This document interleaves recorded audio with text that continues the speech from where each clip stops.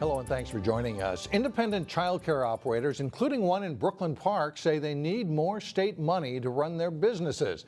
Some of them met today in St. Paul to call attention to this issue. We get more from Eric Nelson, who joins us now. Eric? Yeah, Mike, these daycare operators came to the Capitol from the Twin Cities and parts of outstate Minnesota. They called themselves the Kids Count on Us campaign. They are outraged over proposed legislative cuts to child care programs, and they want politicians to provide more funds, not cut them. The children that we are educating is our future. And education is always, especially early childhood education, has always taken a back pedal. We've never really gotten the funding that we really need. It's always a cut, a freeze, where we can't afford it. At the news conference in St. Paul, the daycare providers shine the spotlight on child care funding.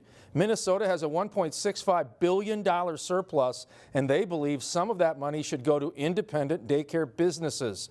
At the 3R's Childcare Center in Brooklyn Park, they say cuts would be devastating and could have a domino effect, such as making it more difficult for families to afford daycare and for 3R's to give employees proper compensation. We're finding it harder and harder to hire qualified staff because the funding is always cut or we don't get an increase because they're taking other jobs that's not even in their field to be able to live. We have to pay them.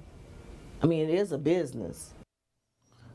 Now, according to the Minnesota Budget Project, the average cost of infant care at a child care center in Minnesota was almost $15,000 in 2015, ranking it as one of the most expensive in the U.S.